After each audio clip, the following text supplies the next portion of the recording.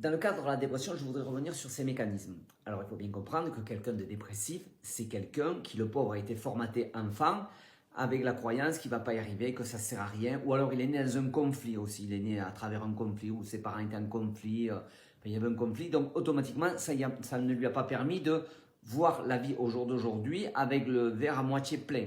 Donc ces gens-là, les pauvres, sans le faire exprès, ils savent qu'il faudrait, oui mais il ne peut pas, là c'est trop loin, là il faudrait, là je ne peux pas, là voilà. Donc automatiquement le cerveau qui n'a qu'une envie, parce qu'on est le seul mammifère à avoir une pulsion de vie, les autres ils se tournent en rond autour d'une table, quoi, je caricature, alors que nous, l'être humain est un être en expansion.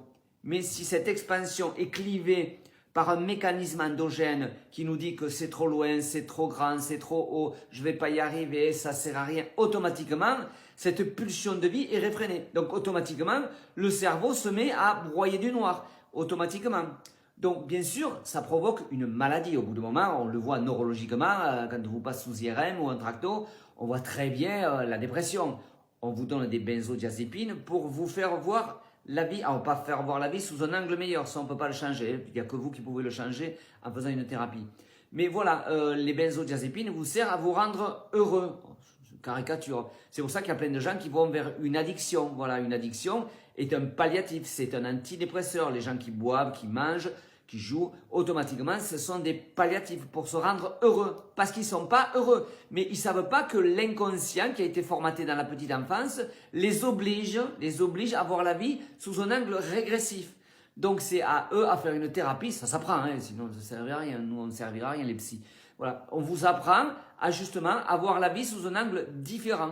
Vous forcez, c'est dur à entendre, vous forcez à vous automatiser dans le bon sens, à travers des micro-victoires sur ci, sur ça, ah j'ai réussi à faire ça.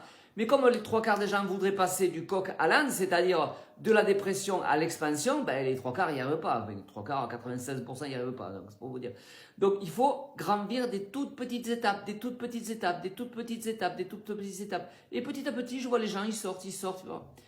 Le second inconvénient, c'est que bien souvent, on va tomber sur notre partenaire de vie qui va faire le contraire de ce qu'il faudrait faire, qui va nous dire qu'on devrait sortir, qu'on devrait se bouger le cul, qu'on est des larves, qu'on est... Alors là, c'est le pire qui existe. Quand vous êtes avec quelqu'un comme ça, là, je vous garantis, vous sortirez jamais de votre trou, jamais, jamais. Parce que justement, il faut quelqu'un qui vous aide. Vous aide en étant dans la neutralité, qui vous dise pas tu devrais, il faudrait, mais tu vois bien que... Alors ça, si vous voulez rester au fond du trou, continuez, ça c'est la meilleure solution. Donc voilà.